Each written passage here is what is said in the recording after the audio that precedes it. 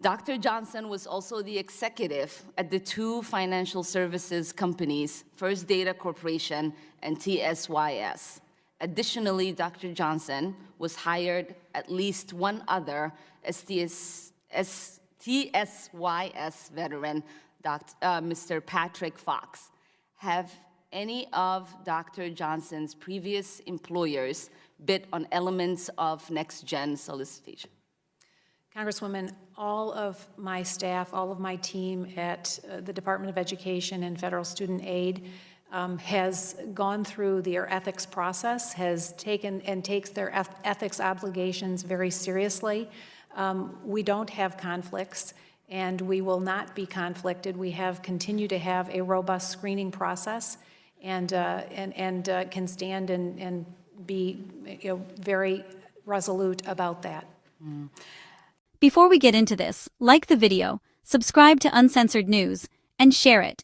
Not for politics, but for your voice, because your voice matters more than any politician in Washington. What you're about to watch isn't just a hearing. It's a real-time look at how power reacts when it's questioned. This is about student loans, billion-dollar government contracts, corporate influence, and a system that controls the future of millions of Americans. You're watching what happens when Congress starts asking who controls the money, who advises the decision-makers, and who benefits from the system, and how quickly the language changes when accountability shows up. This isn't drama. It's governance. It's structure. It's power. So let's dig in, not with noise, not with hate, but with understanding, truth, and common sense. Thank you. The gentlelady from Minnesota, Ms. Omar. Thank you, Chairman. Madam Secretary, countless news sources have reported on the conflict of interest that run rampant through your top aides, especially those advising you on higher ed and loan servicing. When responding to questions about these conflicts, you have failed to adequately convince Congress and the American people that these conflicts do not interfere with the billions of taxpayer dollars flowing from education to corporate interest. Today, I would like to better understand your decisions for selecting aides and ensuring that their conflicts do not harm taxpayers. Last May, 4 of my colleagues on this committee sent your general counsel a request for information about conflict of interest surrounding your $2 billion next-gen loan servicing solicitation. Given that this solicitation is given, I would like some information about the team that's leading it. Does Dr. A. Wade Johnson, is he the one that's spearheading this solicitation? Dr. Johnson is head of the Next Gen Initiative. All right. According to New York Times investigation, Dr. Johnson was the founder and chief executive of a private student loan company, Reunion Student Loan Financing Corporation, before assuming his official role with the department. Is that correct? That probably is correct. Yes, it is. Let me just interject. And I would like to continue. And I would like to make clear that we'll give you some time. I will get to it. Thank you so much. Dr. Johnson was also the executive at the two financial services companies, First Data Corporation and TSYS. Additionally, Dr. Johnson was hired at least one other TSYS veteran, Mr. Patrick Fox. Have any of Dr. Johnson's previous employers bid on elements of next-gen solicitation? Congresswoman, all of my staff, all of my team at the Department of Education and Federal Student Aid has gone through their ethics process, has taken and takes their ethics obligations very seriously. We don't have conflicts, and we will not be conflicted. We have continued to have a robust screening process, and can stand and be very resolute about that. So given that there is about $2 billion per year in taxpayer dollars flowing through this program, will you commit to releasing communication between the procurement team and any of Dr. Johnson's former employees?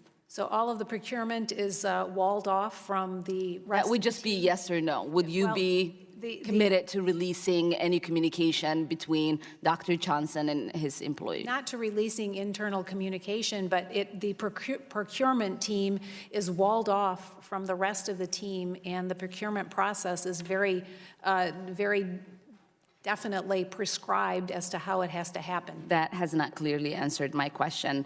The federal acquisition regulations have a section on conflict of interest. It states, the general rule is to avoid strictly any conflict of interest or even the appearance of conflict of interest in government contract relations. While many federal laws and regulations place restrictions on actions of government personnel, their official conduct must, in addition, be such that they would not have no reluctance to make a full public disclosure of their actions. You seem to have reluctance to make a full public disclosure of the actions of the head of the department's largest single procurement team, despite there being obvious appearance of conflict of interest. How is your denial to release communication in line with extremely high conflict of interest standards that's required by federal law? The individual you have referred to is not part of the acquisition or procurement team. Okay. But we need the communication that is happening between the procurement team and the employers of Dr. Johnson. That process is walled off from any other process. Well, the public believes that there is a conflict of interest. The investigations say that there is a conflict of interest. If there is the appearance of conflict of interest, the American people have a right to know and make sure that there isn't a conflict of interest. Thank you for your time. Let me speak to you as a citizen first, not as a commentator. Every American has experienced this feeling. You deal with a big institution, a bank, an insurance company, a government office, a corporation, and instead of straight answers, you get policies, procedures, reviews, and internal processes. Not because someone is always lying, but because systems are built to protect themselves. That's human nature. That's organizational behavior. That's history. What you're watching in this video is not a fight between people. It's a system protecting its structure. Here's the part people need to understand. The student loan system in America is not just education. It's an industry. It's finance. It's contracts. It's technology companies. It's servicing corporations. It's federal procurement, it's consulting firms, it's advisory boards, it's revolving doors between public office and private business. Billions of taxpayer dollars move through these pipelines every single year. So when questions are asked about conflicts of interest, internal relationships, and influence, those aren't attacks. Those are necessary questions in any healthy republic. Here's something real life teaches you. If your bank investigated itself, you wouldn't feel safe. If your company audited itself, you wouldn't feel protected. You would want transparency.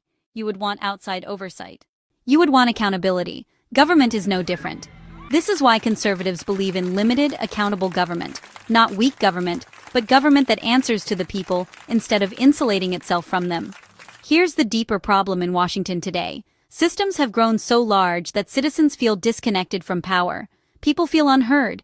People feel invisible. People feel managed instead of represented. And when people feel disconnected, trust collapses. That's not ideology. That's psychology. A republic cannot survive on control.